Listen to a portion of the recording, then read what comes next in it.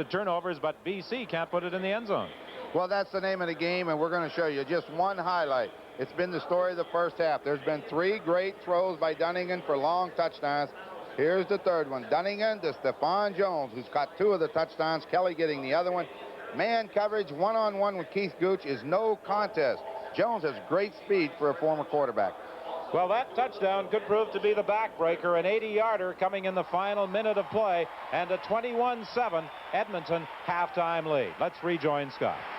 Well, Don, next Sunday, the road to the Grey Cup stops right here at BC Place, and we'll have an unprecedented, uninterrupted 5.5 hours of Grey Cup coverage, beginning with our countdown show. That starts at 3:30 Eastern with Brian Williams. Then at 5:30 Eastern, Don Whitman, Ron Lancaster, Steve Armitage, and I will have the 75th Grey Cup game.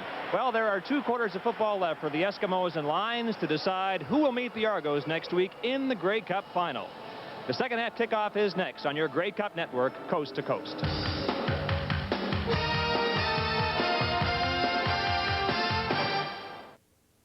It's here. Petro-Canada has launched the Olympic Torch Relay on its remarkable odyssey across Canada. Be there to share the glory as the flame passes through your community. To celebrate this historic event, Petro-Canada has released the latest addition to their Olympic Torch Relay glasses. Each purchase of a glass secures you a lasting memento of the relay and helps build a legacy for our future Olympians. Visit your participating Petro-Canada dealer today. Honey, I've got it. I've got the $1 million idea. Look, you turn on this tap, cold water. This tap, hot water, right? You just figured that out? The point is, it's water. Boring. Now, let's suppose you have another set of taps. And out of this one comes Mott's Clamato, and out of this one, extra spicy. Mott's Clamato out of the taps. That's your $1 million idea? Good idea, eh? Many of the financial institutions that handle investment portfolios hurry you through. They may not offer the convenience, the years of experience, or the service you should be entitled to. Then there's Hector M. Chisholm & Company. In business for over 60 years, Hector M. Chisholm & Company is very well qualified to handle your investment needs. Hector M. Chisholm, friendly, personalized service. Okay, we got clothes, we got camping gear, we got comics for the kids, we got the camera's good, and cat, where's the cat? We need the cat. Oh, grandma's cake, we need grandma's cake, and the rental car. The rental car. Honey, I forgot the rental car. It's all right, sweetie. I called Discount. They'll be here at 5. For free pickup and delivery, call Discount Car and Truck Rentals. Hi, Discount. We want your business, and we'll come right to your front door to get it. The CFL on CBC. Brought to you by Carling O'Keefe Breweries. The CFL, it's the game around here. Petro-Canada dealers and agents. Our energy is Canada. And by Air Canada, celebrating 50 years of serving Canadians at home and around the world.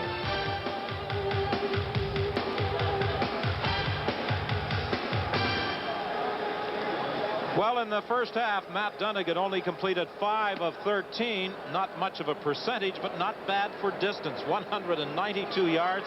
That's almost 40 yards per throw as far as completions go. And that has been the difference in the first half. Dunnigan with a touchdown strike of 32 yards early to Brian Kelly, and then the 80-yard completion late to Stephon Jones. As a matter of fact, he has only completed passes to 2 receivers, Kelly and Jones. Roy DeWalt has a better percentage, 9 of 18, but he has only been able to pick up 73 yards. Edmonton kicking off to BC to start the second half, and this is Larry Crawford from the 20-yard line. Finding a hole down the sidelines and then cutting back into the field. And all the way to the 40.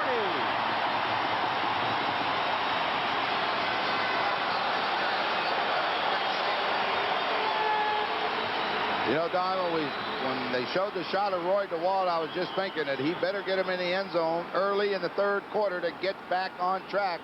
Larry Crawford has given him the opportunity to do that with that zigzag kick return of his. A good job of blocking, and they are on the 40-yard line. I think, again, I've said it before, but they better put it in the end zone now. 50 yards on the return by Larry Crawford. It's 1st and 10 BC. They are at the 40-yard line. A reverse with Jan Karinci. He couldn't go wide. He had to cut back inside as the Eskimos defended that one well. John Mandarich forced it back, and then Craig Schaefer finished the job. We talked about those passing statistics in the first half. Here are the other statistics from that opening 30 minutes. 2 turnovers committed by the Edmonton Eskimos, but the Lions really weren't able to capitalize.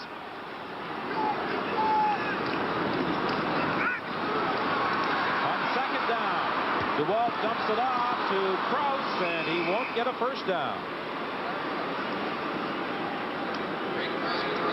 Edmonton has defended very, very well. And talking about defenders, Bernie Glier is having a problem. The BC linebacker having that right ankle looked at. Got the guard. Got the guard, left guard. Yeah. Return left. Yeah. Shooting left. Turn right, shooting left. Block, go. Block, go. Well, they're not talking about directions out of the parking lot when they said shoot left, turn right. That's what I was wondering what they're talking about there for a minute. Lou Pasaglia missed earlier from 48 yards. This from 43 yards. It's wide.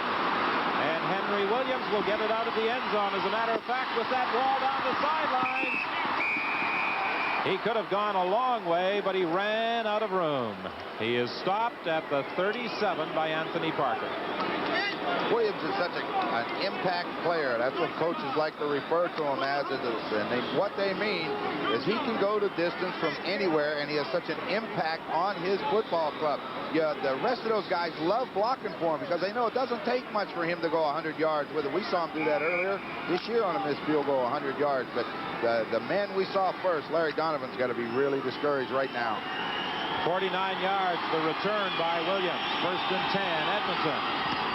Brian Kelly on the sidelines gets away initially from Andre Francis and then is stopped by Larry Crawford up at the 44. They rule that's where he stepped out of bounds, and Dunnigan still has only been able to get the ball to 2 receivers, Kelly and Jones. Short side of the field. You don't see Francis in the picture. He's sitting a little bit deep in his zone. React on the throw.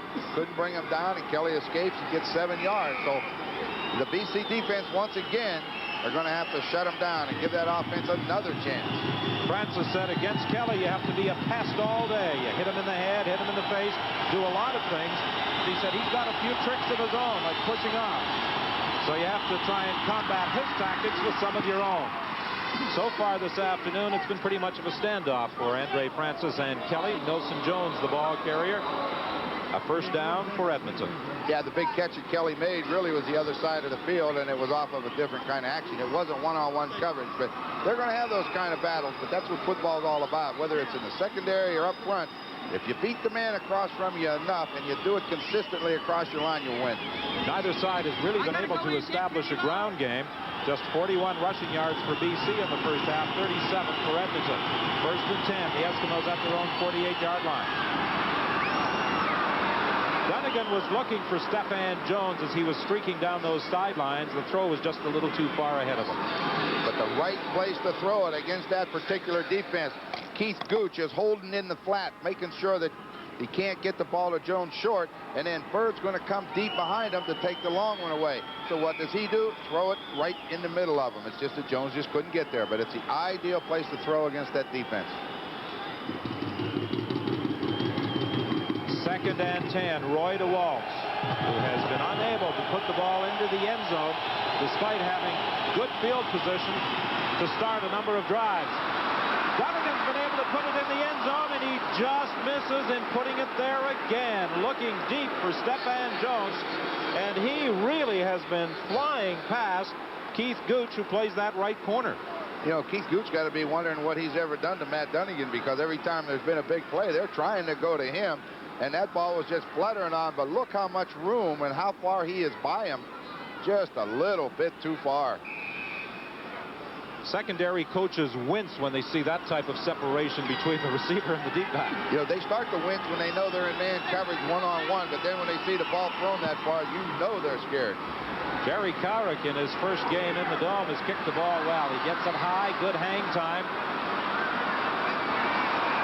Blake Marshall, who really operates well on those special teams, limits the return to just 3 yards after a 53-yard kick. Around here, they know my name. Together through the good times, I was looking for more.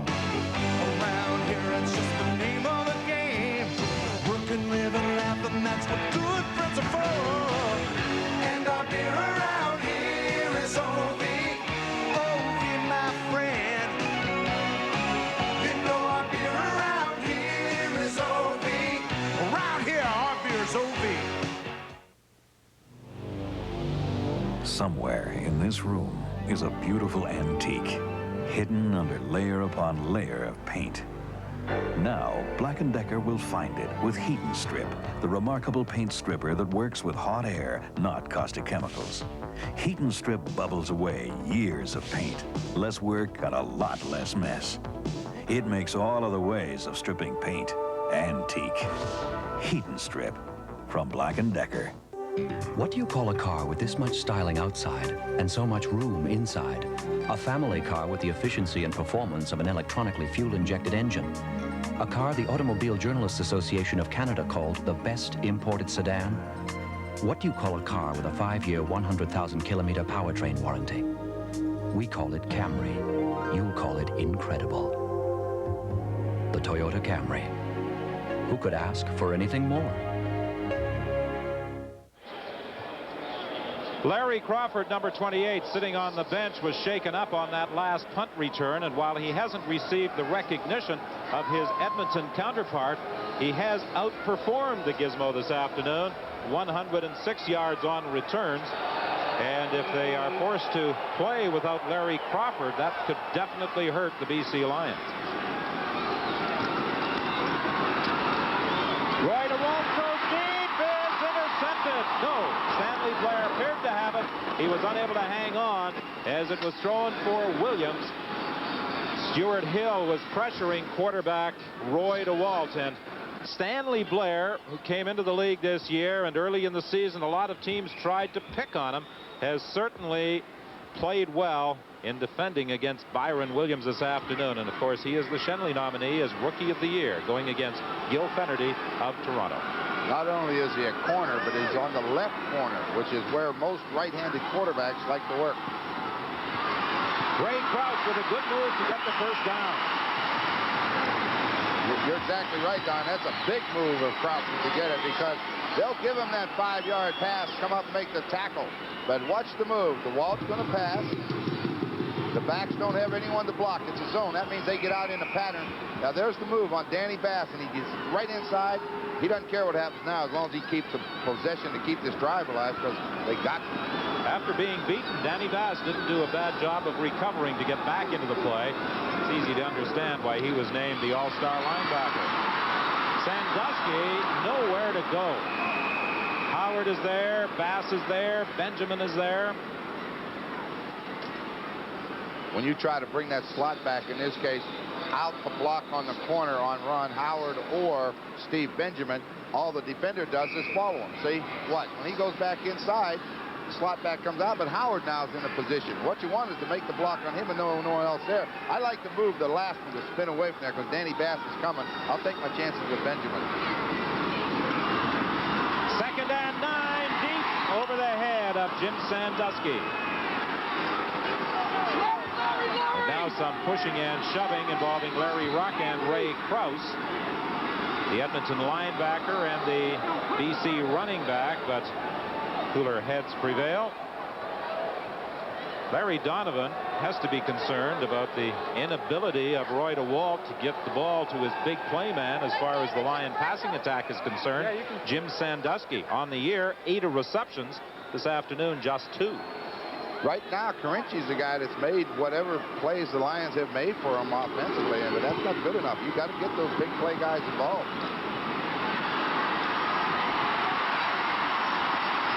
Well, they've surrounded the gizmo almost every time he has fielded a bunt. Good downfield coverage by the BC Lions. 30 yards the kick and the loss of 2. Rob Moretto, working on the special teams for the BC Lions, was in on the tackle. Tracy Ham with the clipboard, the number 3 quarterback in Joe Faragelli's camp. He's happy with the way his number 1 man has performed so far today. I think we'll see him right through. I don't think there'll be any changes today. Not the way this game's going. Little swing pass to Milson Jones. He did a good job of picking up 3 yards and not losing anything before being trapped by Walter Ballard. Let's bring in Scott. Don, when it's your last game, you have to play with pain, I guess, and so Bernie Glier and Larry Crawford will. Glier has sprained his ankle. They've retaped him. He's going to try it. And Larry Crawford, he was down a few moments ago. The problem was a hip pointer. That's a very painful injury, but he's not going to stay out. No, that won't bother him until tomorrow. Now, tomorrow he'll have a little bit of trouble moving around, but right now he's okay. The soreness hasn't set in, and he's back in there. 2nd and 6, Edmonton. Dunnigan escapes the initial pressure. And he'll run for a first down, and that's what Matt Dunnigan does so well. If you don't keep him inside, as Larry Donovan said, we have to stay in our lanes trying to cover Matt Dunnigan. And he can duck and bob and weave and get away from you, and he burned them on that one.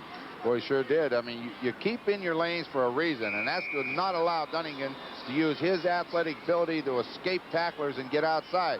The only problem when you stay in your lanes is sometimes you get blocked, and then he's had the opportunity to go deep. So that's why a running quarterback is very valuable in this league. 8:15 remaining in the 3rd quarter. The handoff to Skinner. He picked up maybe 2 yards before being stopped by Kevin Konar.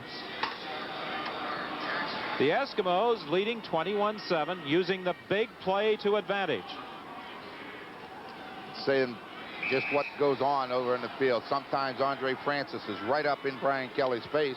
In that particular replay, you see he's about 12, 14 yards away. You don't do the same thing all the time, because if you do, they'll get onto it. Well, you have to vary your attack both defensively and offensively, and Dunnigan is going over the middle. And the first catch of the afternoon for Marco Sincar, and a first down, Edmonton. Sincar came off the football straight downfield and was going to get hit by a defender and just jumped around him and found the open area.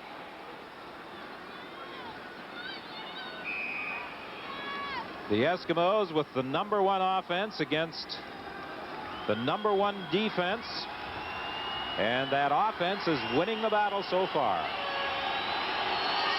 1st and 10, Edmonton. The ball is at the 20-yard line.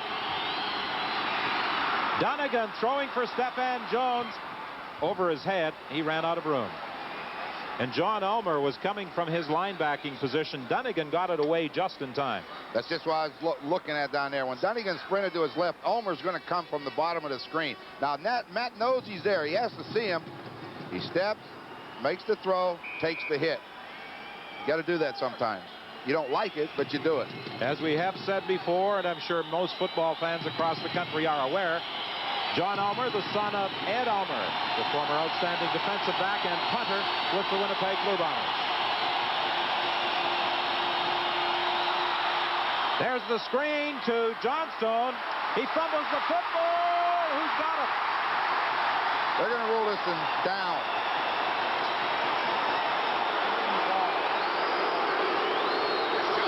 They're ruling that he was down. I think if we get a replay of it, Don, we're going to see him clearly hit the ground with the ball in his possession, and it's going to bounce out on impact. And you know the rule. The ground can't cause you to fumble. See him coming. Konar cuts the legs out of him, and when he hit the ground, he had the ball in his arm. Yeah, you talk about that rule about the ground not making you fumble. We were constantly reminded about that rule by a former broadcasting colleague, and now a general manager who will be leading his team into the Grey Cup next Sunday. I wonder who that could be. I'm not going to tell you, but his initials are Leo Cahill. Well, we heard about that a lot. A 22-yard field goal try by Jerry Cowrick. Watch the way Blake Dermott gets the ball back. Dunnigan doesn't even have to turn the laces. Well, I'll tell you, a holder appreciates that. We'll talk about that later. It's 24-7 with 6:07 left in the third quarter. We always thought we were too young to think about life insurance. All we ever thought about was seeing the world. Ben, our London life agent, told us about a financial package called Freedom 55. It gives us all the life insurance protection we need, and it's going to help us retire as early as age 55. So we'll have lots of time to really see the world. London Life believes life insurance is also for the living. Ask us about Freedom 55. The way I see it, our life insurance is going to help us get more out of life.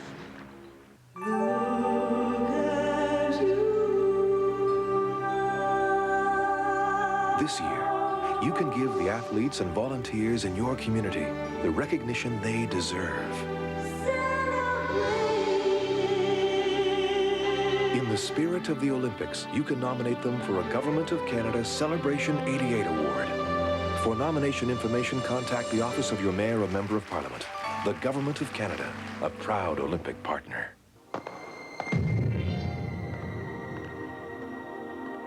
So when did you first start working on this?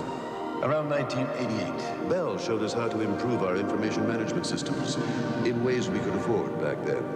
That was your first breakthrough? Bell's ideas let us leap ahead of our competition. With the right connections, you can achieve anything.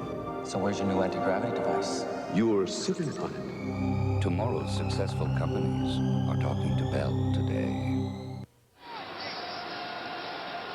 The Edmonton Eskimos leading by 17, and they're 21 minutes and 7 seconds away from a return visit to the Dome next Sunday in the Grey Cup against the Toronto Argonauts. Mel Bird on this kickoff return, upset at the 35-yard line by Brian Warren. That was a 15-yard run back after a 55-yard kick. You know, Ron, I mentioned about center Blake Dermott getting the ball back and Dunnigan not even having to turn the laces. That is not an accident. They work on that. Well, it's just a case of Blake Dermott wanting to be the best at his job. You know, when you get the ball back to the quarterback and he doesn't have to spin it to find the laces and get him away from the kicker, because kickers hate the laces. Boy, it's great for timing. You get the ball off faster and everything. It's just great. Sidelines, and they are ruling that he made the catch, and John Pancratz has a BC first down. He was close to the sidelines, and over there in front of that BC bench, we weren't really certain whether he had managed to keep the feet in bounds or not. You see him fake that little hitch screen to the left, and Pancratz just starts deep. If he can get deep, he goes. If he can't, then he sits on the sideline and you throw it at him. First and 10 from the 54-yard line. Ray Krause gets away initially from Larry Ruck, but Danny Bass comes over to assist and puts Krause to the turf. You know, it's a couple times today, it's looked to me like they've had the opportunity to maybe go to Byron Williams or Sandusky deep down to the middle. But what the Eskimos are doing, they got number 11, Junior Robinson, just sitting back in there waiting on it. I can guarantee you that Jerry Cowrick wouldn't be dumping water on his head if he was playing on the prairies on this afternoon. Not in Edmonton at this time of year, I don't think so. If he did, he'd never get his helmet back on.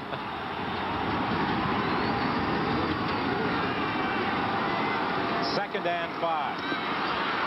DeWalt does not get a chance to throw with Stu Hill, bringing him down for a loss back at the 49. Well, we saw Stu Hill go around John Blaine when he was on that side. He switches to this side, and this time Jim Mills can't control it. It's just speed and power. Here he comes, the top of the screen. Number 66 works on Stuart Hill. Just couldn't do it. He just overpowered him, shoved the offensive tackle back to where he could get close enough, then grab the quarterback. Well, Stuart Hill might be performing for the added benefit of some friends who have made the trip up from Washington to watch him play. That's where he played his college ball. Tom Richards brings it back out to the 36-yard line with 4:27 left in the third quarter, and the Eskimos in front 24-7. It's here. Petro-Canada has launched the Olympic Torch Relay on its remarkable odyssey across Canada. Be there to share the glory as the flame passes through your community. To celebrate this historic event, Petro-Canada has released the latest addition to their Olympic Torch Relay glasses. Each purchase of a glass secures you a lasting memento of the relay and helps build a legacy for our future Olympians. Visit your participating Petro-Canada dealer today. Priority Post, Canada's largest and most competitive courier network, has joined forces with EMS, the world's most extensive courier network. The U.S., Europe, and beyond. It's all the same network. It's all the same consistent, proven reliability. Whether you ship inside Canada or out, Priority Post, EMS, Canada's world-class courier.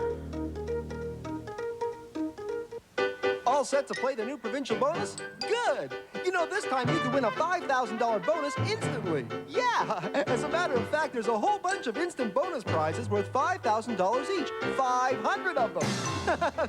That's 500 identical chances over 5 weeks. So between November 21st and December 25th, you can play the provincial till you're beside yourself. Beside yourself. The provincial instant bonus. It's your chance at a whole bunch of chances. 4:27 remaining in the third quarter. The Eskimos with the ball at their own 37-yard line. Still plenty of time left, of course, for the BC Lions, but they have not been able to put it in the end zone, and that has been their big problem.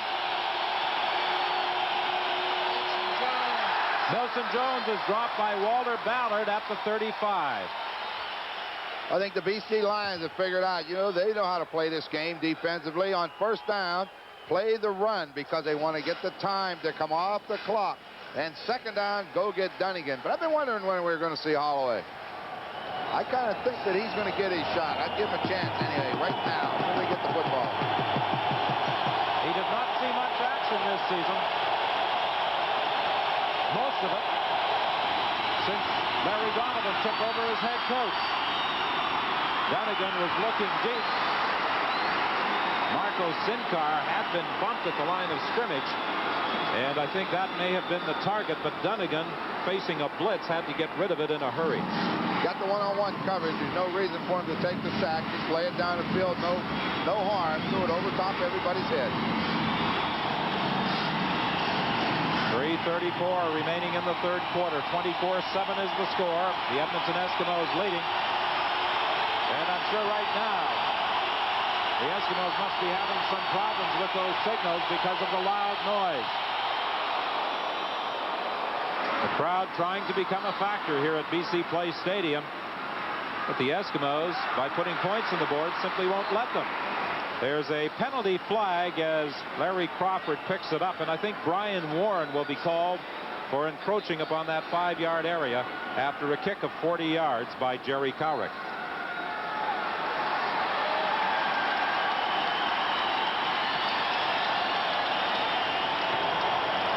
No yard. Edmonton number 38. First down. Well, 2 weeks from tonight, an all-new movie special brings Anne Shirley back into our lives. Megan Follows headlines a spectacular cast in Anne of Green Gables. The sequel, 2 weeks from tonight at 7:30, 8 o'clock in Newfoundland on CBC television. Best on the box. And Conrad Holloway, as we anticipated when we saw him warming up, is the quarterback at the 49-yard line. First and 10. Holloway dumps it off to Anthony Parker. Junior Robinson made the stop. Not a bad way to open for him. When he comes into the football game, people are anticipating big things. The Eskimos are expecting maybe to go deep early, but we've said it on many times, it's important to complete the first pass. So he comes with the screen off the rollout, dumps it underneath the Parker, and you see them out front blocking for him, and Parker just runs. Tim Burnham and Dan Hurley along with Sinclair get a big hole. Hand off to Anthony Parker, and he's down to the 35. A gain of 7, stopped by James Zachary. Now Holloway will give you a little different look than DeWalt did. DeWalt's the drop-back kind of thrower. It will run if he has to.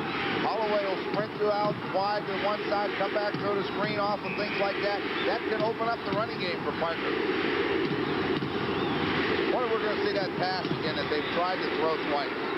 Let's see. Most of his career spent in the Eastern Division with Ottawa and primarily Toronto. Condredge Holloway gives to Anthony Parker, and he'll be close to a first down.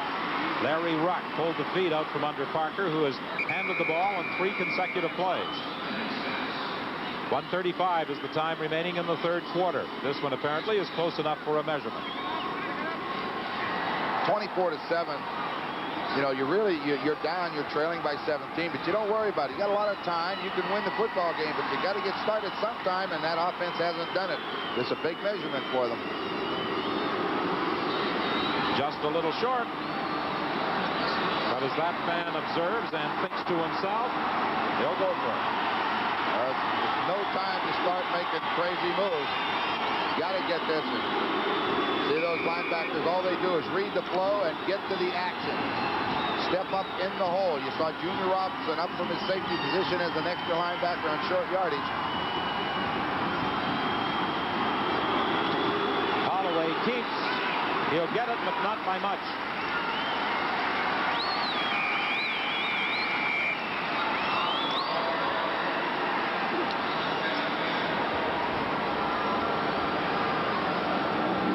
Joe Farragelli keeping an anxious eye on that clock. His team leads 24-7. 1:15 remains in this third quarter. In regular season play, the Lions won both games 26-18 on July 18th here at BC Place Stadium, and in the showdown for first place at Commonwealth Stadium in Edmonton on November 1st, 33-32.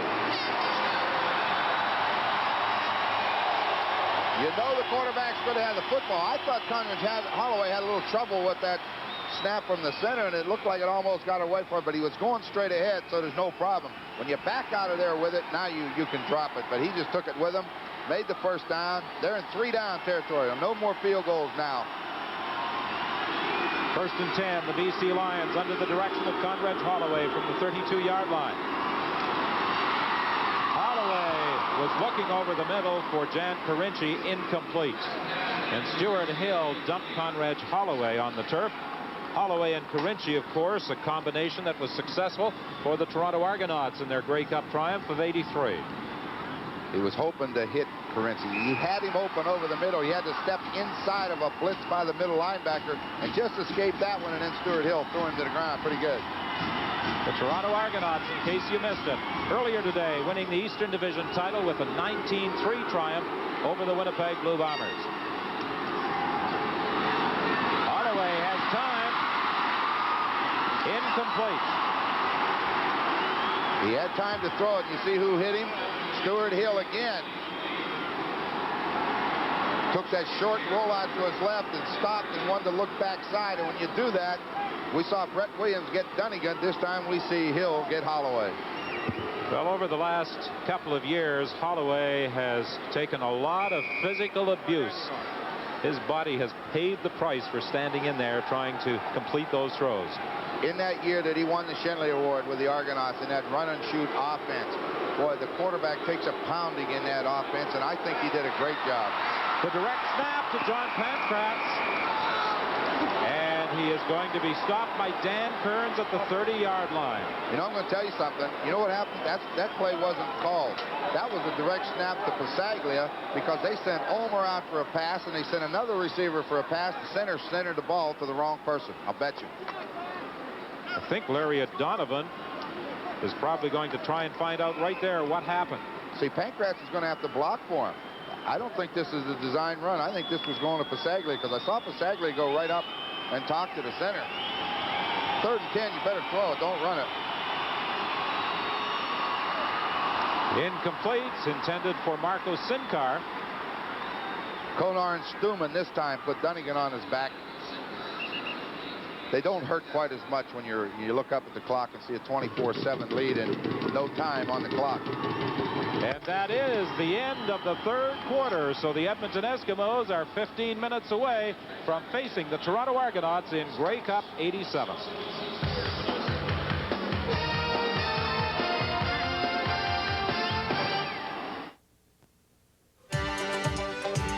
There's a heat on the street, there's a heat in your feet.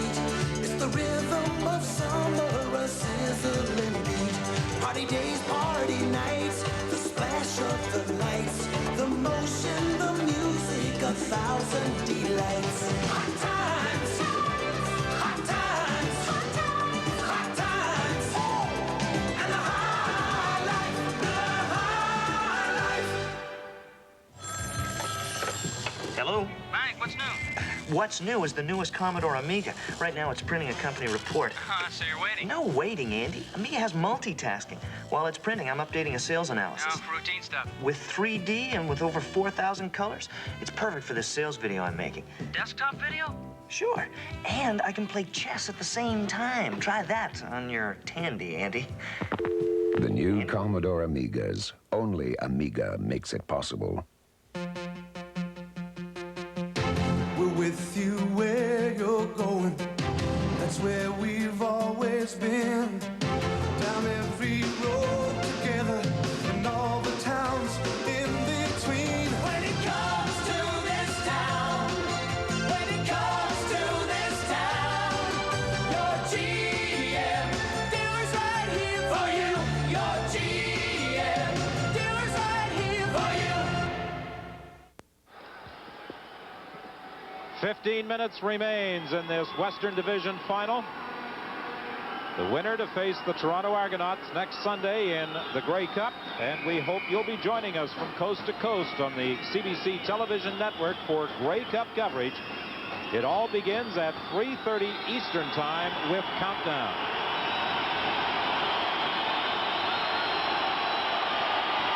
Second and 10 to start the fourth quarter from the 30-yard line.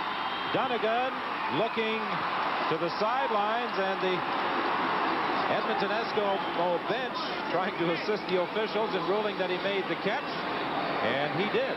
He made the catch, and they're going to get 15 more yards tacked onto it. John Ulmer. Roughing the passer. BC number 31. Well, okay, they call Konar, but they both drilled him.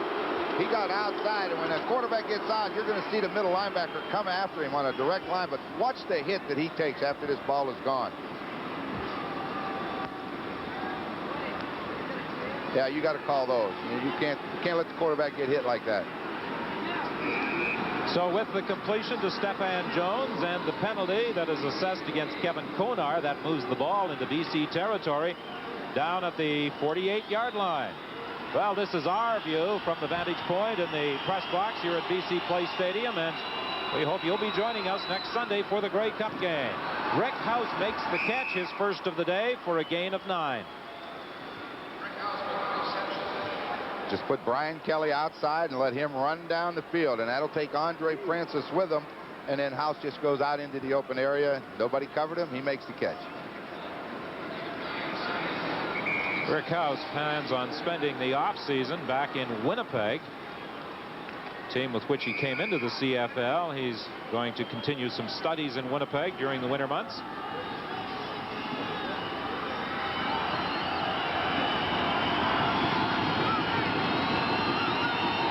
Second and 1, the short yardage offense, and Milson Jones has more than enough to keep this drive alive. It will be first and 10, and they spot the ball at the 32-yard line. I'll make it the 33. Well, the main thing is, I don't think it matters now which yard line it is. They're starting to take control of the line of scrimmage, and this is the big part of the game for that offensive line. This is when they know they can win it. If they can just block, we'll run the football. Time goes a lot faster.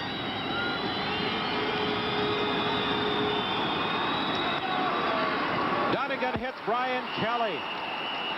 He's got another first down. He stayed away from Kelly most of this second half, but when he needs a big play, You can be guaranteed almost that he'll go to number 70.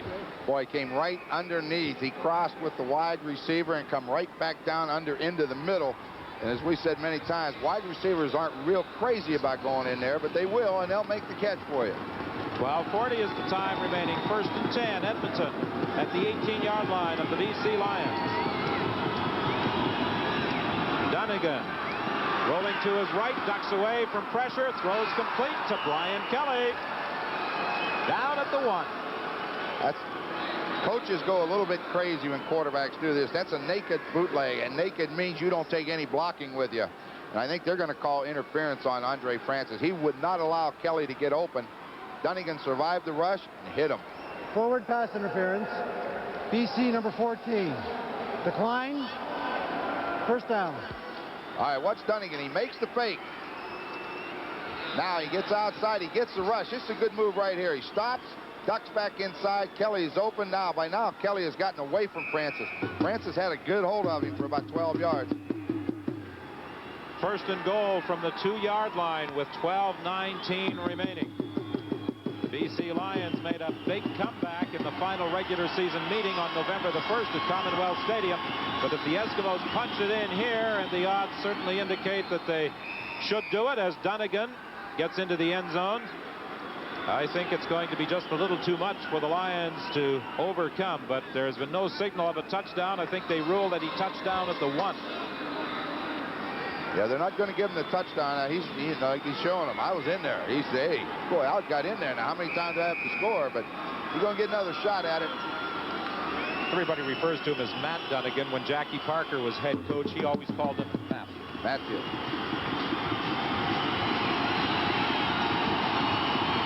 Second and goal. Penalty flag flies as Dunnigan tried to get into the end zone, and again, no signal.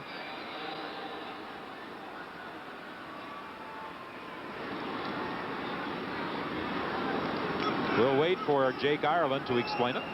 Offside. BC number 14. First down. Well, that should almost guarantee that they will get into the end zone, because with that offside call, it is 1st and goal from the 1. Gary Durchik, the man wearing the headphones on the left, a former head coach for a brief period with the Montreal Alouettes. He and Joe Farragelli have something in common. They were both coaches for a brief time. That's what I'm saying, brief. Is he going to sneak it again? Well, he gives it to Milson Jones, and he's got his 2nd touchdown of the afternoon as he runs over Greg Stuman in getting into the end zone. Again, there's a penalty flag.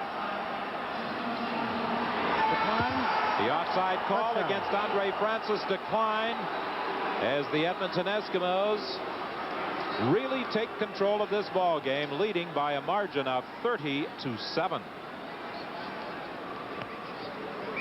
Chris Skinner, Milson Jones, Chris Johnstone, and Blake Marshall, the 4 Canadian running backs employed by the Edmonton Eskimos, and Coach Joe Farragelli is not reluctant to rotate them. No, I think the Eskimos have had that philosophy a while. They get everybody into the game, and that's great. The point after by Jerry Cowrick, and with 11-11 still to play, the Edmonton Eskimos appear to be Grey Cup bound, leading by 24 points. It's here. Petro-Canada has launched the Olympic Torch Relay on its remarkable odyssey across Canada. Be there to share the glory as the flame passes through your community. To celebrate this historic event, Petro-Canada has released the latest addition to their Olympic Torch Relay glasses. Each purchase of a glass secures you a lasting memento of the relay and helps build a legacy for our future Olympians. Visit your participating Petro-Canada dealer today.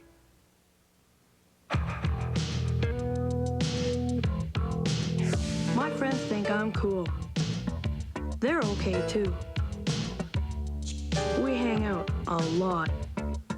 We like to shoot baskets, get crazy sometimes.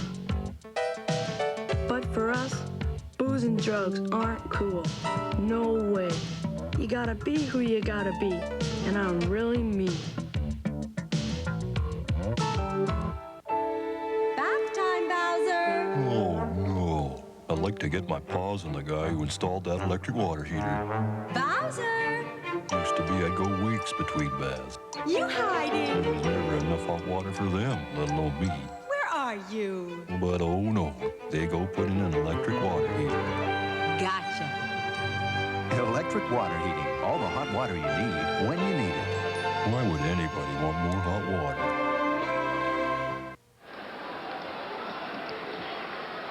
Milson Jones again, just on that straight lead block behind Blake Marshall, 22. He goes in pretty easy. Why not? You got to be happy. Call against Andre Francis declined as the Edmonton Eskimos. Matt Dunnigan on the headphones, getting some advice from upstairs, but he doesn't need much help in his play selection today. Mal Bird trying to weave through a couple of Edmonton tacklers, and there are penalty flags as Bird also goes down after a 9-yard run back. I think an illegal block will be charged against BC. Illegal block. BC number 77. Pushed him right in the back, and the referee standing right there looking at it. It's pretty hard to get away with it. I don't like their chances now. You know, DeWalt was in there most of the game, and he didn't get anything going, and Holloway's in there now, and you know, that's a whole new rhythm. Everything has to start clicking for him immediately. He's only got 11 minutes, and he's trailing by 24. He's got it's a tall order. First and 10, the ball at the 18-yard line. Holloway dumps it off to Anthony Parker, and Parker has a gain of 7, maybe 8 yards before being stopped by Danny Bass. Oh, the Eskimos are going to get those linebackers back deep now. They're going to force them to throw it underneath. And what he's got to hope for is that a guy like Parker can break one.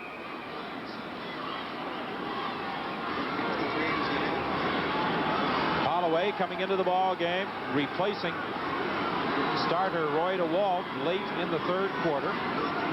10:20 is the time remaining in the fourth quarter, and it's Anthony Parker up close to the 30-yard line. That should be a first down. Second down and 2, trailing 24. I think I may have even thrown then and figured the heck with it. When you're trailing 24, you may as well go all out and let's start throwing this football all over the lot. I wonder if Donovan will come back with Roy DeWalt. DeWalt, of course, is the man who can put it into the end zone quickly. He has that gun for an arm, but he has been stymied by the Edmonton Eskimos this afternoon. Carinci unable to hold as he is hit by Don Wilson. And that ball's high, and that receiver goes up in the air. He exposes the back, and boy, Wilson hit him just as that ball arrived. Watch the ball high up in the air before he can get it down to his chest and get control of it. Number 20 drills him. A BC player down on one knee will be going out for one play at least. Defensively, the Edmonton Eskimos have improved upon the yardage they have yielded per game during regular season competition. And that's when you want them to come up with their best performance, is at playoff time. This is the only game that really matters when you're in the Western Division. You know, you can go undefeated through 18 games, but if you don't win the Western Final, the season ends anyway. So if you're going to play your good football and best football, today's the day to get it started, this day and next week. Ian Sinclair, the center, has been replaced by Peter Vandenbos. Sinclair's had quite a battle this afternoon with John Mandarich. The Juice, as he is nicknamed, and Sinclair had a lot of things to say about each other prior to the game today. Not all of it complimentary. From the shotgun again, second and 10. The ball between the 28 and the 29-yard lines. Sandusky makes the catch.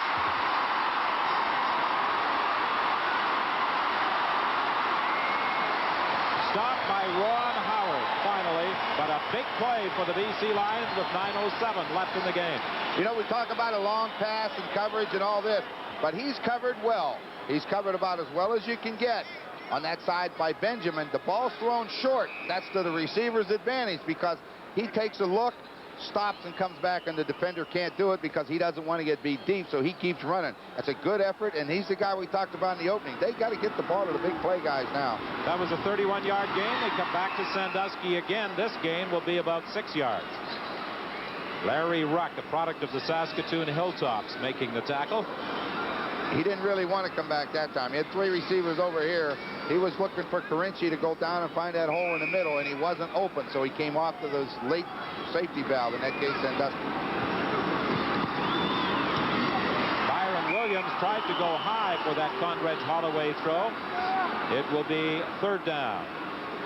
John Mandarich was the man who was pressuring Condredge Holloway. Mandarich has the letters B-A-K-N-B-L-K on his license plate. I give up. Back in black. Oh, okay. He marches to a different drummer. Yeah. When you're 6'4", likes heavy metal. Yeah, well, when you're 6'4", 265, you can do anything you want.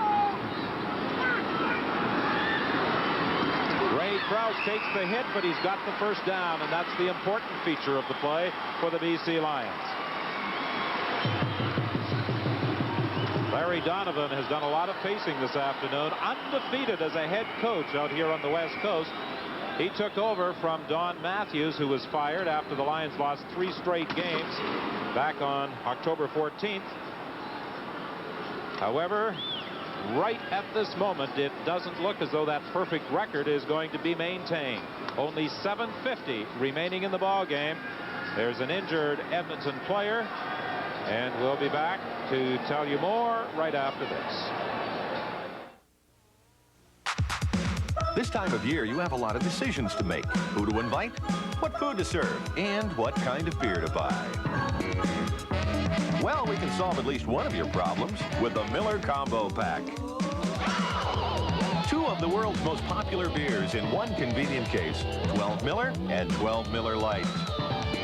So if which beer to buy is on your mind, rest easy and bring out the Miller Combo Pack.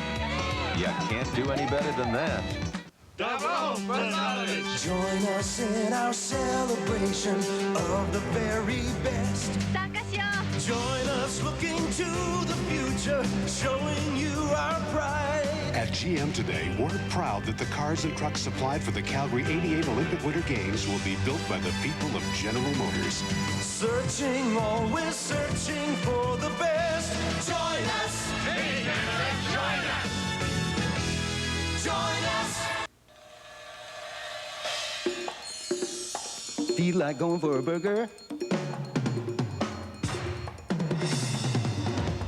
Your choice of toppings. Charbroil.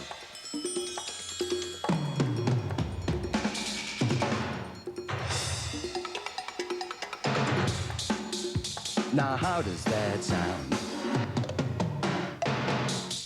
Yeah. 7:49 is the time remaining. 1st down play, Holloway from the shotgun formation. Completing the pass on the sidelines to Jan Carinci, close to a 1st down. Don Wilson was the player shaken up on that last series. Right now, let's go down to Scott. Don, the reason why the Eskimos are playing the Lions right now, the reason why the Argos beat the Bombers this afternoon is this, the Grey Cup. It's what's at stake in next week's 75th Grey Cup game. Of course, 3/4 of a century has made necessary some major renovations. A new base has been added to the Cup this year. There is more than enough room for the 38 names that will go on it as a result of next week's game. In fact, there is room here for 21 more teams to have their names added to the Grey Cup. And right over here, ladies and gentlemen, is Ron Lancaster's name. Don? 1966, the year that Ron Lancaster put his name on the Grey Cup. Mo Simovic, our spotter, claims his name was engraved on that trophy. If his name is on it, it had to be done in Roman numerals. That's what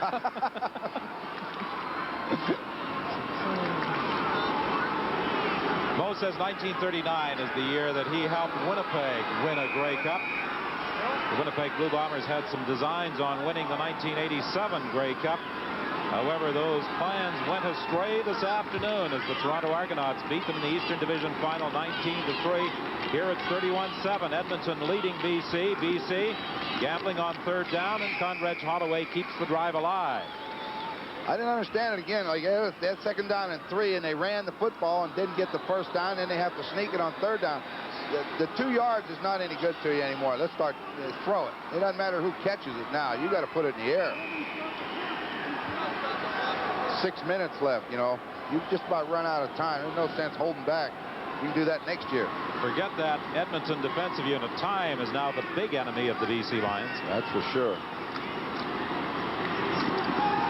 Parker is going to throw it. He lobs it into the end zone, and it's intercepted. Don Wilson, who was shaken up a little earlier, gets back into the ball game, and that should all but eliminate any Grey Cup hopes of the BC Lions. Perfect day for it. Yep.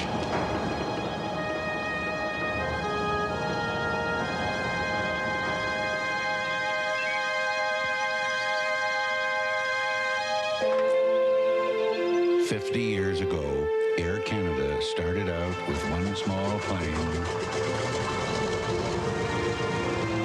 and one huge country.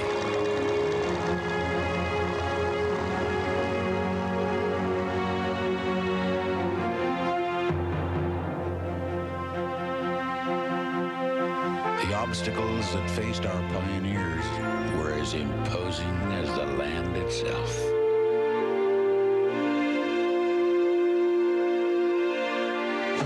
But the demands of the country stretched our knowledge, our wings, and our imagination. Today, Air Canada has earned its reputation as a world-class airline. With our partners, we serve more than 150 cities across Canada and around the world. But that hasn't made us complacent. We'll still be reaching for the moon and the stars tomorrow. And we invite all Canadians of vision to join us.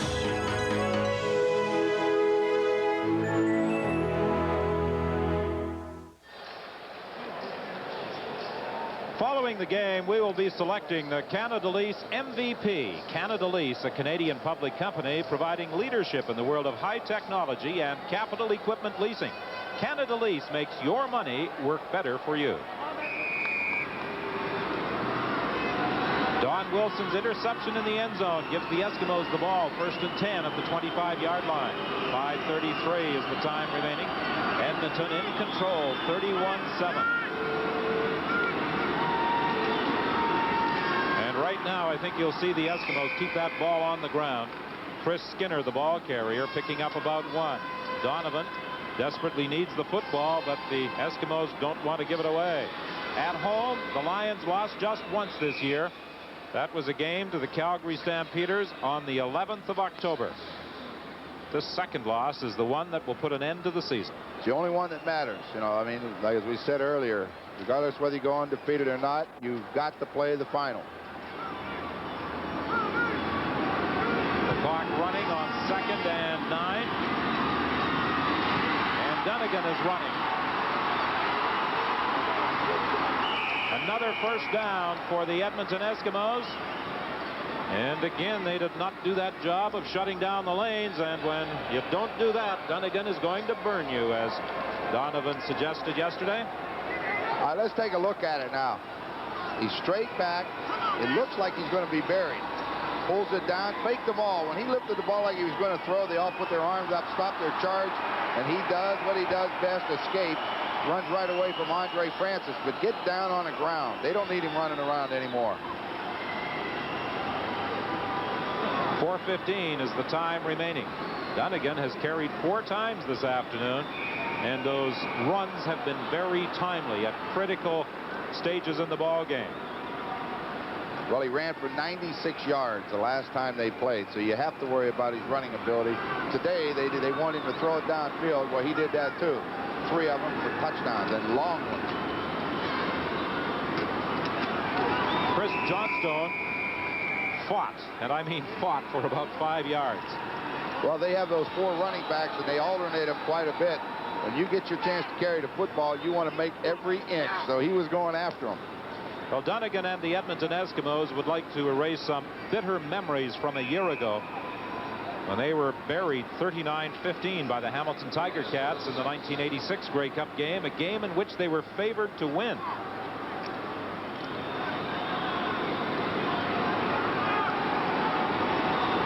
.320 is the time left to play.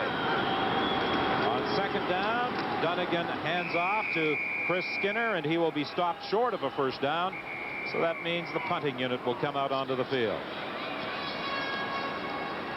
The Edmonton Eskimos have made plans, regardless of the outcome this afternoon, to head home this evening, and then they will return to Vancouver on Wednesday. Well, I think the reason for that is you sleep better at home, you work better in your own park. It's more conducive to the working environment that Coach Faragelli would want to create. Gives them a couple good days to rest up, make their game plans, get it in place, and then come back, take part in the Grey Cup festivities. But it's great advantage when you can work in your own park. Jerry Cowrick is letting that clock run, and he took it down to 1 second before calling for the football. He kicks it to Jim Sandusky. Sandusky had a full head of steam, but he was stopped by Blake Marshall. We have remarked before about the job he's done in those special teams, and the Western Ontario product comes through again with 2:45 left. It's here. Petro-Canada has launched the Olympic Torch Relay on its remarkable odyssey across Canada. Be there to share the glory as the flame passes through your community. To celebrate this historic event, Petro-Canada has released the latest addition to their Olympic Torch Relay glasses. Each purchase of a glass secures you a lasting memento of the relay and helps build a legacy for our future Olympians. Visit your participating Petro-Canada dealer today. It's easy to tell a guy who owns a Black & Decker workmate from the guy who doesn't. The guy who doesn't tends to be determined, resourceful, inventive, a master of improvisation.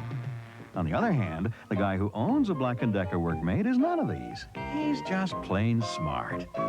Workmate and workmate accessories from Black & Decker. Priority Post, Canada's largest and most competitive courier network, has joined forces with EMS, the world's most extensive courier network. The U.S., Europe, and beyond. It's all the same network. It's all the same consistent, proven reliability. Whether you ship inside Canada or out, Priority Post, EMS, Canada's world-class courier. Well, the B.C. Lions have never beaten the Edmonton Eskimos in postseason play, and that statistic isn't going to change this afternoon. Not now. 31-7, 2:45. I like their chances of winning this one.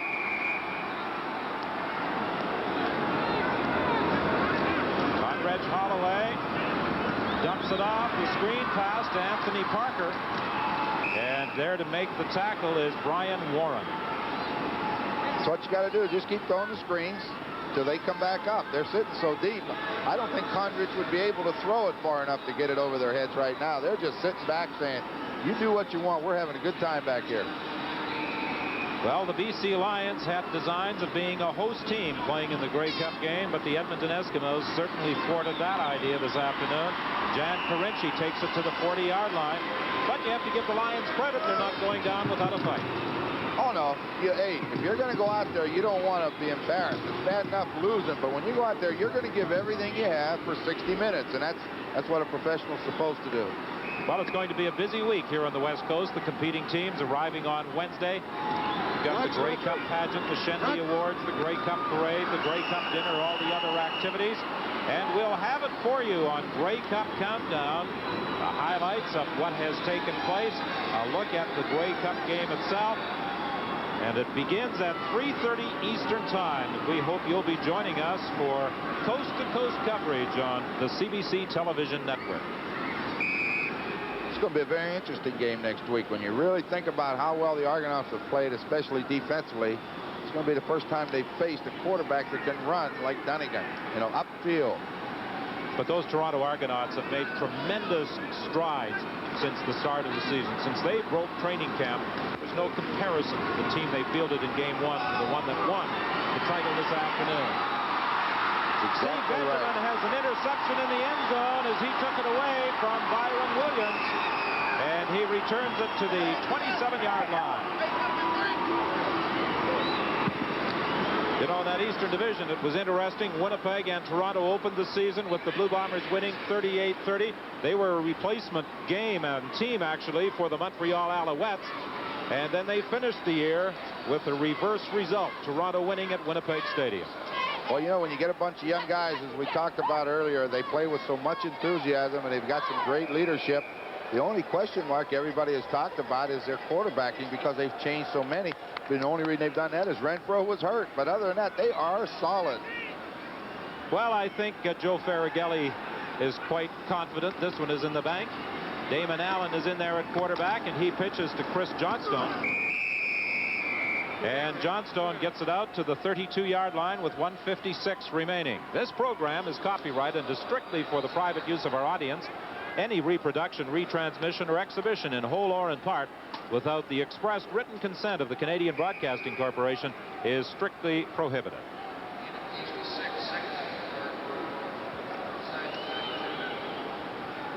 (31-7). The Eskimos lead it. The clock running as Damon Allen faces 2nd and 4. And he is dropped by Glenn Jackson for a loss back at the 22-yard line. Very content. Just kick it. 1:35 left. Don't want anybody getting injured. That's why another reason where you better play full out, because that's when injuries occur. There's not one guy dressed in that gold down there that wants to miss next week's football game. With Edmonton and Toronto playing in the Grey Cup game next Sunday, it will be the first meeting of these two teams since 1982. A miserable afternoon at CNE Stadium in Toronto as the Edmonton Eskimos won that ball game 32-16. That was Grey Cup number 5 in a row for that Edmonton dynasty. And then the following year, the Toronto Argonauts were Grey Cup champions, defeating the BC Lions right here at BC Place Stadium.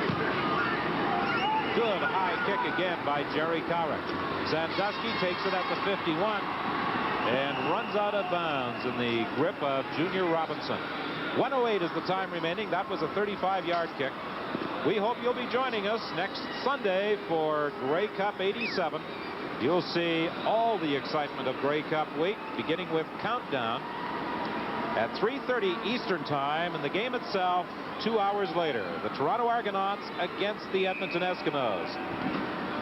The CBC, your Grey Cup network from coast to coast. At the conclusion of the game, Scott Oak, I'm sure, will be endeavoring to chat with head coach Joe Farragelli. I think there are going to be a lot of football players who have performed under that man, delighted to see Potts leading a team into a Grey Cup game. Ray Krause takes the throw and is driven back. Farragelli, of course, was part of that Edmonton dynasty, but as an assistant coach. Well, that's for sure, you know, and like he said, everything's kind of went pretty good. He got out to Edmonton this year. He lost a few games right away when he got there, but since that time, they have come on and played awful tough, and it's taken him a while to get his stamp on the football team. Holloway can't escape the pressure of Stuart Hill. I believe that's quarterback sack number 3 for Hill, and Holloway is favoring his left knee. Well, you know, he wears that big brace, and I think that's the one that it's on.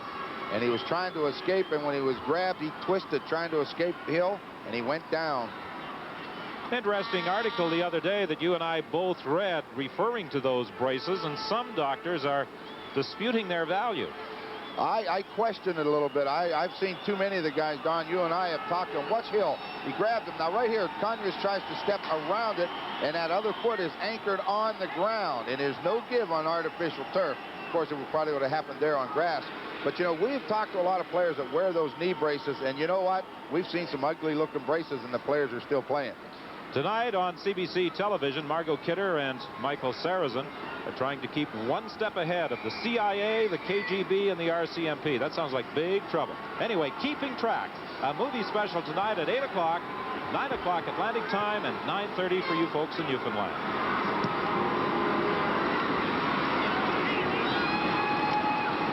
Tom Richards simply goes down as he saw 3 orange jersey coming at him. A 45-yard kick that time. 37 seconds is the time remaining. Damon Allen talking to Joe Farragelli. Now, what would he be asking with only 37 seconds remaining? To make sure you run the 37 seconds off in 2 plays. That's the thing. It's interesting that the Edmonton Eskimos, in the import-Canadian ratio, employ just 3 imports on offense. The bulk of their import players, obviously, line up on their defensive squad, and they have 1 import on their special teams, and that's Henry the Gizmo Williams. When you talk about the Canadian talent, they've got 4 strong running backs, one of them being the man who just lugged that football, Blake Marshall. Well, you know, Blake Marshall, Coach Farragelli talked to us about him the other day, and we talked about him earlier in the broadcast, but he's got a great future ahead of him. You know, he was a Heck Crichton Trophy winner at Western Ontario, but special teams has been his strength this year, but when he's gotten the opportunity to play, he's played well. Well, that's going to be a happy plane ride home tonight for the Edmonton Eskimos. First down out at the 35-yard line. Blake Marshall again. Joe Farragelli looking rather relaxed. Matt Dunnigan accepting congratulations from Stephan Jones. And at the conclusion of the game, and we are just 10 seconds away from it coming to an end, Scott Oak will be talking with Joe Farragelli. This should be the final play of the ball game as the Edmonton Eskimos move into the 1987 Grey Cup game against the Toronto Argonauts. 31-7 here, the final score, and 19-3, the Argos over the Winnipeg Blue Bombers. So the Edmonton Eskimos return for a 2nd consecutive year to BC Place Stadium to play in the Grey Cup game, hoping the result this year will be different than it was a year ago when they were beaten by the Hamilton Tiger Cats 39-15. Joe Farragelli accepting congratulations from Larry Donovan and other members of that BC coaching staff, including Steve Baratta right there, the former head coach of the Calgary Stampeders. Matt Dunnigan, the quarterbacking hero of this piece today for the Edmonton Eskimos. And Roy DeWalt, a disappointed BC Lion quarterback.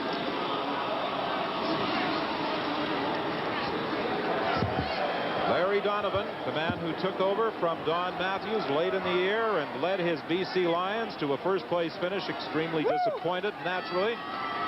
So today, in the Eastern and Western divisions, the teams that finished atop the standings failed to advance to the Grey Cup game. It will be Toronto and Edmonton next Sunday.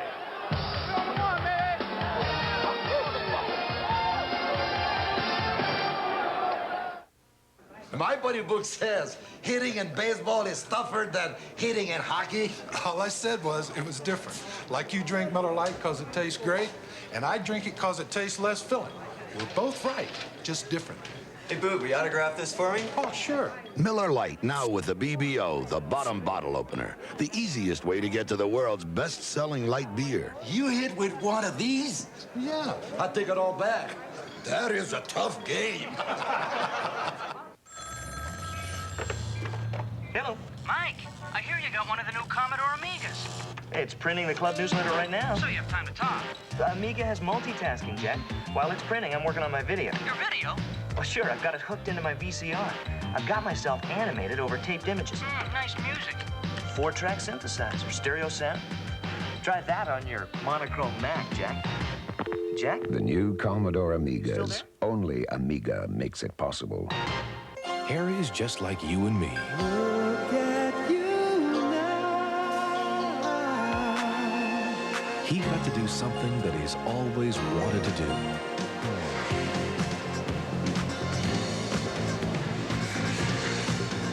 Harry got to go for a ride in one of the Olympic facilities that we've built for our future generations.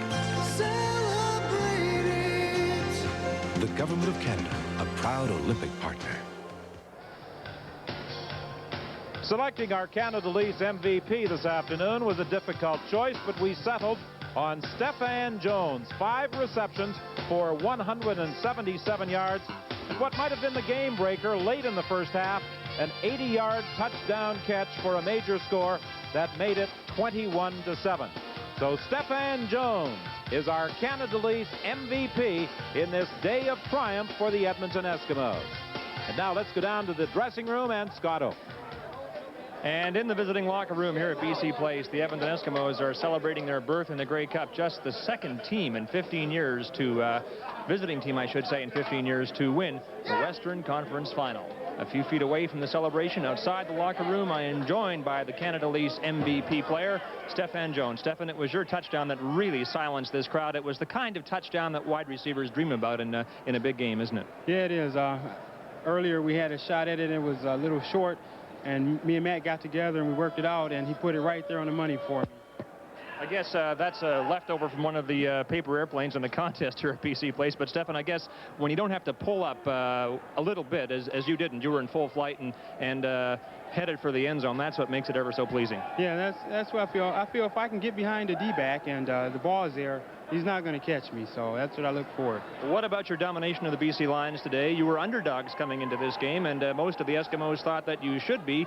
Did you expect to be able to dominate the Lions as you did? Well, I figured, you know, people don't realize, but when you get that week off, you know, it gives you time to lose your wind, and I felt if we could get in front of them early and get them to change their game plan, that it would be to our, you know, our advantage, you know. Your defense did a superb job today. Pressure on Roy DeWalt was really a big factor in this game. Yeah, it was. They always play well, and you know, and they really were great out there today. Now you've got a chance to atone for what happened in last year's Grey Cup game. I would suspect that's one of the most pleasing things about this victory. Yeah, it is. I didn't get a chance to play last year. I got hurt in the first playoff game, and I'm really looking forward to it. You know, this one was kind of for JB and Coach Parker, and we got to go and finish the job now. All right, Stephan Jones, our Canada East MVP award winner today. Thank you very much for joining us. We appreciate it. Thank you, Scott. Let's go upstairs to Don Whitman and Ron Lancaster. Gentlemen. Well, Scott, you talked about the fact that only twice in 15 years has the first-place team not made it to the Grey Cup game. Both times it's been the BC Lions who have failed to advance to the Grey Cup game in '84 and again this afternoon. And as we look at that Edmonton Eskimo dressing room, there's not really a great deal of celebration going on. They're not quite as boisterous as one would anticipate. You know, I was just thinking about that. It's a very business-like dressing room right now, but after all, they wanted to go back this year and prove last year was a fluke. And right now, I would say they're just about, it's really surprising to not see them a little more excited. Well, the Toronto Argonauts are going to be a different team that the Eskimos will be facing than the one they went up against earlier in the season. The Toronto Argonauts winning the Eastern Championship today 19-3 over the Winnipeg Blue Bombers. Many thought that it might be a Winnipeg BC Grey Cup game, but it is Toronto and Edmonton. And Edmonton coach Joe Faragalli is absolutely delighted, I'm sure, to be here. Yes, Joe Faragalli is delighted, Don. He is with me now just outside the Eskimo locker room. Joe, there were a lot of things you saw from your football team today, passion included. I know we've joked about the overuse, perhaps, of this playing with passion business, but you saw that and more today from your Eskimos against the BC Lions. Well, it might have been overused in where you're concerned, but as we're concerned, there's no such thing as overusing the word passion. That's the way you have to play the game. We said we're going to shut them out, and if they were going to score, they'd have to do it on offense. And they didn't score on offense. They never scored a touchdown on offense, and we didn't give them any on defense. So we were happy, and that's what we wanted to do, and we did it. You got a great effort from your defense today. You were really tied up Roy DeWalt. Yeah, well, you know, we did the same thing last time. We played him in Commonwealth Stadium. Well, we did it for 59 minutes. He got one score at the end, and they beat us. But history was not going to repeat itself today. Spectacular effort from Stuart Hill. I have not seen him so emotional recently. Well, I think he's one of the guys you're talking about that played. Did you just lose your audio? Yeah, I lost it. I don't have any audio at all. Now you're playing the Argos next week. What of that game? What are your plans heading into it? I know we're going to play the Argos. I saw them shut out the Bombers, who I think is an explosive offensive team. So we're going to have our hands full, but we'll be prepared to meet them.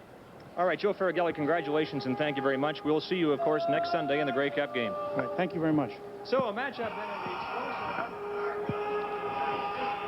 BC Lions leads to the Eskimos advancing to the 75th Grey Cup game next week, the result of a 31-7 victory over the BC Lions at BC Place this afternoon.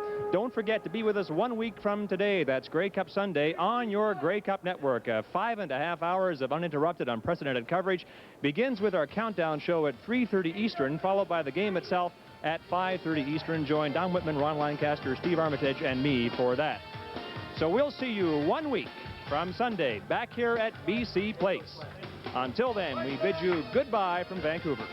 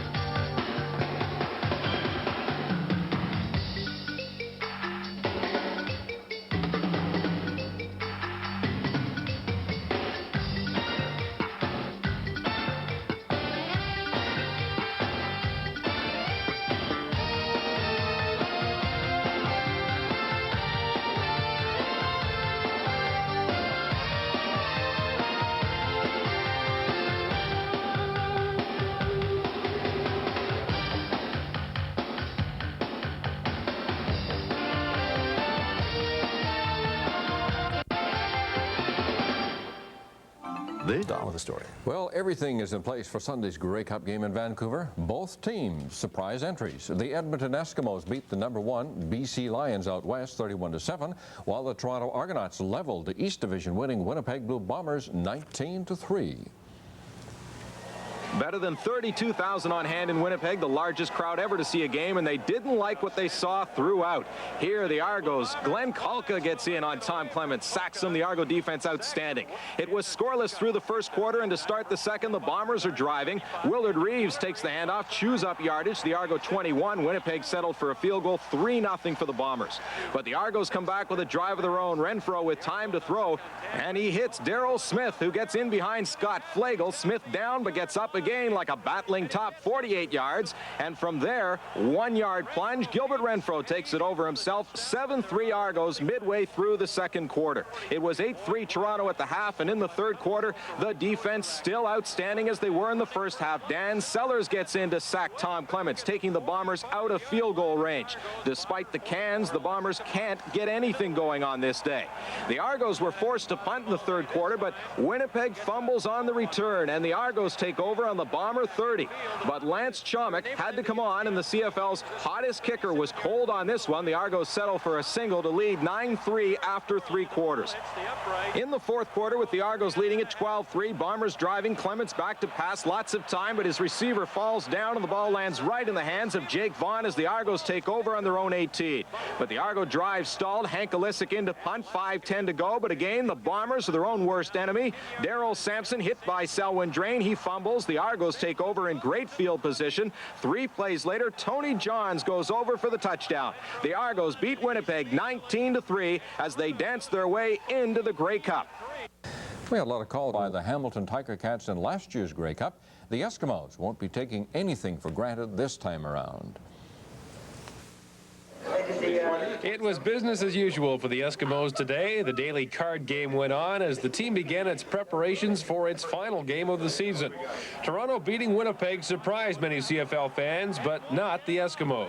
It really didn't surprise me because that last regular season game with Winnipeg, I mean, they were scrapping and they were knocking their heads off, and I was betting on them. I was betting on Winnipeg. I mean, I was betting on Winnipeg to lose and Toronto to advance, and you know, I think we got a hell of a Grey Cup coming. Preparing for the Argos will be a little tougher for Matt Dunnigan, who didn't see much of Toronto this season. Injured in the first game, Dunnigan was still on the sidelines for the second meeting. I've watched those films already today, and I've seen several others, and I've got a pretty good idea of what Toronto's been doing as of late and what they did against us, and so we're getting a fix on some of their tendencies, and I'm looking forward to the opportunity of playing them. Dunnigan and the rest of the Eskimos will be very familiar with the Argos by the end of the week. And after watching film and studying their opponent, they will find a team very much like their own. Tough on defense, opportunistic on offense. A team not expected to make it to the championship game like the Eskimos, and a team hungry for respect, once again like the green and gold. I hope they respect us after, because I'll tell you what, you know, we're going out there to knock you down and hope you don't get up. And if you do, we're going to knock you down again. Grey Cup time, 5:30 Sunday afternoon here on TV 9. Or the U.S. And I say we should have a game to prove who's better, United States or Canada. 3 downs or 4 downs, right? Both. What do you think? Both. Every other quarter alternate. Well, why don't you have one team should play 3 downs and one quarter 3 downs and the other? Exactly. Play 3 downs one quarter, 4 downs the next quarter. I think your hat's on too tight. The Edmonton Eskimos and the Toronto Argonauts are in the Dome preparing for Sunday's Grey Cup game. The ticket-selling ads in the classified sections of both papers are starting to grow, but the prices may be about to go the other way. Ads that list 40-yard line seats at $100 a pop today will likely go unanswered. People are already selling tickets at less than cost, and even they can't sell all the tickets they have. The first discounts are here at Ticket Time in Burnaby. A little hard to find. You go through the door, down the aisle of records and tapes, right at the old movies, left at the older movies, and there you are at Ticket Time. There to fill your every need. We got corner ones, we got 30-yard lines. Oh yeah, we take Visa and American Express. Veteran ticket seller Don Mott sits there with too many seats to the game that he hoped the BC Lions would be in. He figures the Lions' loss last Sunday afternoon cost him maybe $5,000. The interest fell off about as quickly as the Lions' intensity, and BC Place has all those seats to sell. I mean, if they're on the 40, 50-yard line, I'll take them in consignment, and, you know, if I make a $10 bill, $15 bill, it all adds up at the end. The Lions have sold most of their 33,000 seats for the game, but the other teams in the league will now bring in the tickets they couldn't sell at home. So there are still lots of tickets available, and the message here is, don't wait for Sunday. Get rid of them now. Sell them and get your money back. Do not take them to the game. That's my advice. Grey Cup game time is 5:30 Sunday afternoon, live here on TV 9. Commonwealth Task Force that attempted to lure the Commonwealth Games here wants to team up with the Multi-Use Sports Complex Group. The Multi-Use Group has been sitting in the wings until the Commonwealth Games bids were over. Now both groups want to shoot for the same goal. Introducing my motion asking Council to authorize the reconstitution of the Commonwealth Games Task Force in collaboration with the already established multi-use sportsplex people who have funded by their own a feasibility study in the amount of $50,000, which is really a needs analysis, a needs assessment for sports facilities in this city. And City Council will be asked for $8,000 to fund the reorganized task force. Coming up this weekend is the Grey Cup. All right, we're not going to go, it's okay. The Grey Cup, and my prediction for the Grey Cup, I'll show you in a minute. Yeah, I'll show you right now. 38-14 is what we're predicting. Edmonton to beat Toronto, 38-14 in the Grey Cup this weekend. Oh, really?